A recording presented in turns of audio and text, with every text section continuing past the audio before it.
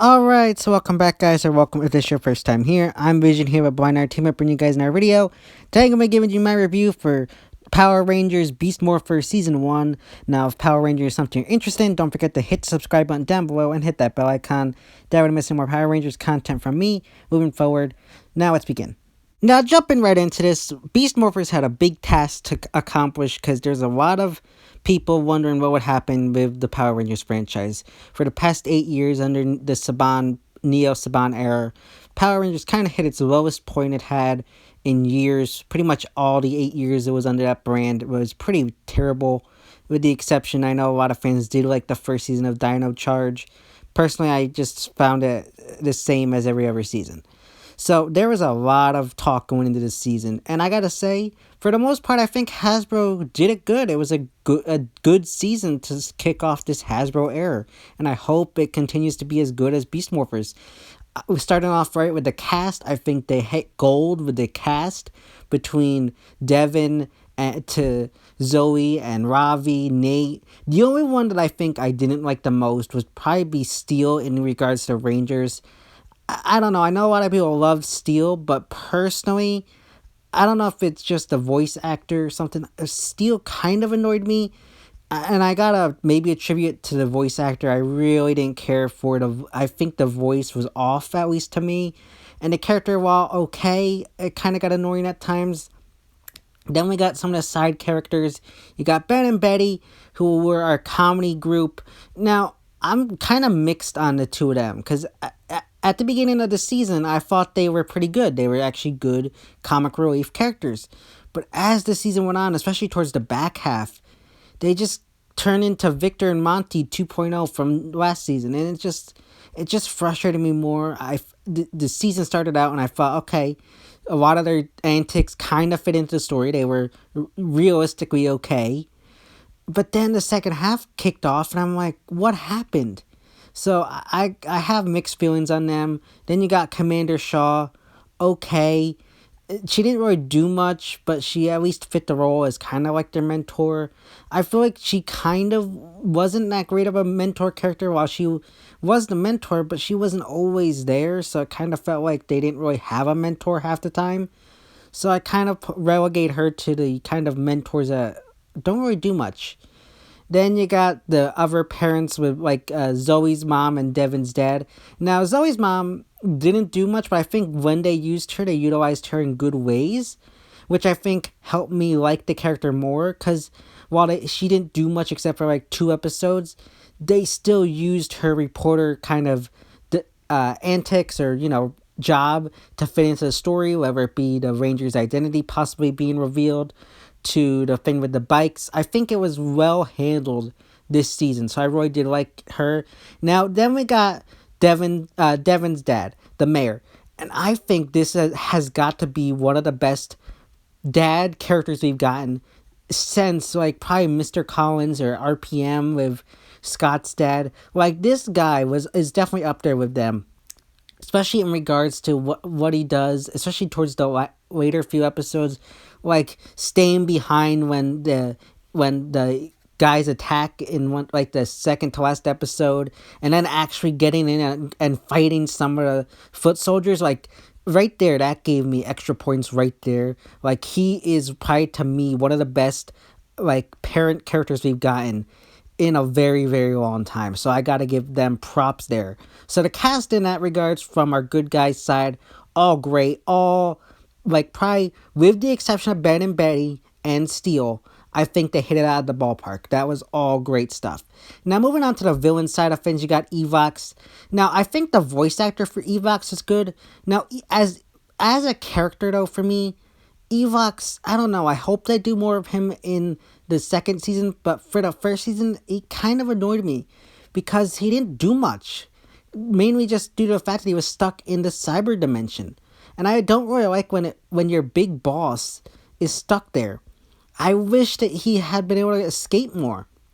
Now, I don't watch Sentai, so it could be due to Sentai footage, but I really, really wish that they had done something where he could have escaped, maybe faced the Rangers a few times, even in the mid-season finale.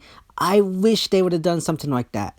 But Given that it might be relegated to Sentai issues, I'm gonna kind of give it a pass there. But overall, as for his foot soldiers, I think Scrozzle was pretty great. I don't. I think I'm kind of mad to okay with Scrozzle. Like as like the tech guy for the villain side, I think he fit the role well, and the voice actor for him was pretty decent. So I got to give him a pass there. It was a great kind of like cyber kind of or scientist kind of guy for the villain side.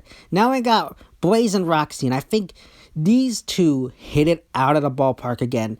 Probably two of the strongest characters from this season. I think Blaze was great with how he and Devin had that back and forth throughout the season. That was great.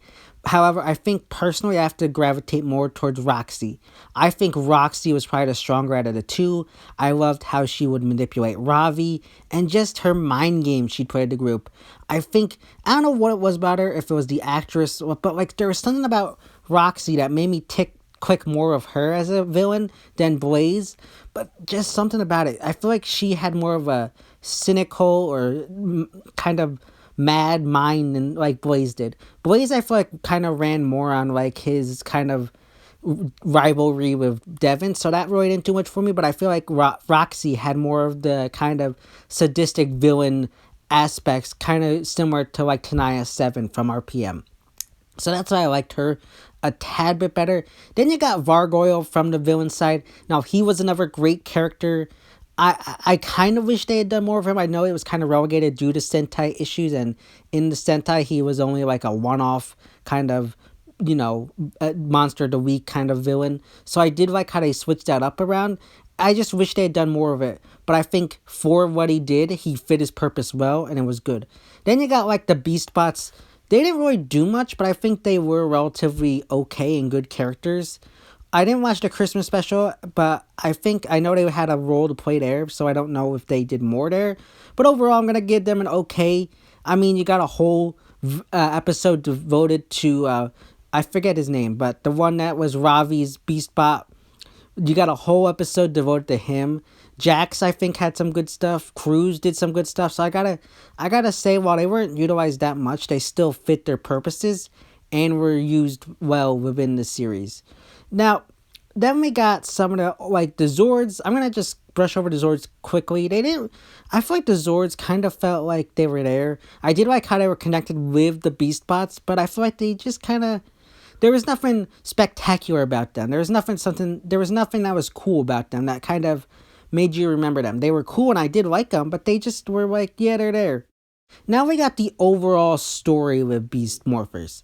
Now, I think they pretty much handled this well. While the first half of the season kind of was like the Monster of the Week episodes, you did get some character development here and there. I feel like the first half was set up, and then the second half was all overarching stories, which is what the Neil Saban era lacked.